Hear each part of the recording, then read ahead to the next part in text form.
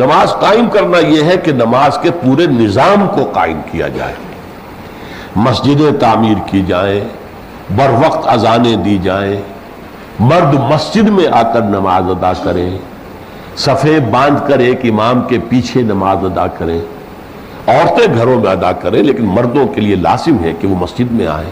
یہ نظام ہے، اس کا اوقات کا نظام ہے، اس کے لیے مسجدوں کی تعمیر ہے۔ اذن اللہ ان ترفع ویذکر فیہا اسمہ، وہ گھر جن کو اللہ نے حکم دیا ہے ان کو بلند کیا جائے، ان کی تعظیم کی جائے۔ مساجد اللہ کے گھر ہے۔ ایک حدیث میں آتا ہے کہ یہ جو تم زمین پر بیٹھ کے آسمان میں تاروں کو دیکھتے ہو، ایسے ہی آسمان والے اس زمین کے اندر مسجدوں کو دیکھتے ہیں۔ یہ مسجدیں چمکتی ہیں، یہ تاروں کی طرح روشن ہوتی ہیں، اس لیے کہ ان میں اللہ کا ذکر ہو رہا ہے، اللہ کا نام لیا جا رہا ہے، تسبیح و تحمید ہو رہی ہے، رکوع و سجود ہو رہا ہے۔ تو آسمان والوں کو اس زمین کے اندر یہ مسجدیں جو ہے یہ کواکب کی طرح نظر آتی ہیں۔ تو یہ ہے نظام قائم کرنا۔ پھر اس میں جمعے کا نظام ہے، اور جمعہ جو ہے وہ سرکاری طور پر اسلامی ریاست میں، نجی طور پر نہیں ہو سکتا۔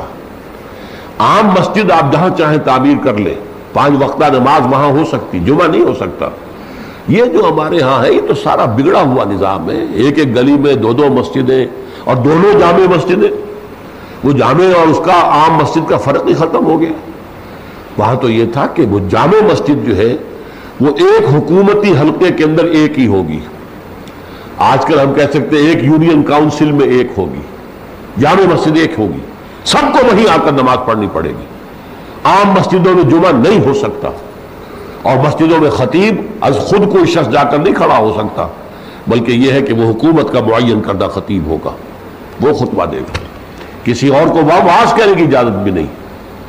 یہ نظام ہے، نظام جمعہ۔ اور اسی لیے یہ تھا پہلے ہمارے ہاں بڑا مسئلہ تھا کہ دیہات میں جمعہ نہیں ہوتا، بلکہ مصر جو کہ ایک قصبے کی مانند ہو کوئی جگہ، وہاں جمعہ ہوتا ہے۔ تو میں تو بچپن میں کئی مرتبہ میں نے ذکر کیا ہے، سرسا ایک مقام تھا جہاں میری بسم اللہ بھی ہوئی تھی، 4 سال 4 مہینے 4 دن کا جب ہو گیا تو بسم اللہ ہوئی۔ پھر ایک بڑی مسجد تھی وہاں مرکزی، بہت اونچے مینار تھے اس میں میں نے قاعدہ پڑھا، نورانی قاعدہ۔ اور جمعے کے روز کیا ہوتا تھا، صبح ہی سے آس پاس کے دیہات سے لوگ اونٹوں کے اوپر، صحرائی علاقہ تھا، سفید شفاف کپڑے پہنے ہوئے، ارائی قوم وہاں آباد تھی زیادہ، ارائی، وہاں وہ پچادے کہلاتے تھے، اونٹوں کے اوپر چلے آ رہے ہیں، اور صبح ہی سے مسجدیں آباد ہو جاتی تھی۔ کہیں یہاں واعظ ہو رہا ہے، کہیں یہاں کچھ اور ہو رہا ہے، کہیں قرآن پڑھ رہے ہیں، کہیں نفل پڑھ رہے ہیں۔ یہ صبح سے مسجد آباد ہوتی، پھر جو ہے جمعہ ہوتا تھا، اذان ہوتی تھی۔ تو یہ گویا کہ معلوم ہوتا تھا کہ یہ ایک مرکزی جگہ ہے اس آبادی کے اندر، اس علاقے کے اندر۔ تو یہ ہے در حقیقت نظام جماعت، نظام نماز، اس کے مختلف تقاضے ہیں۔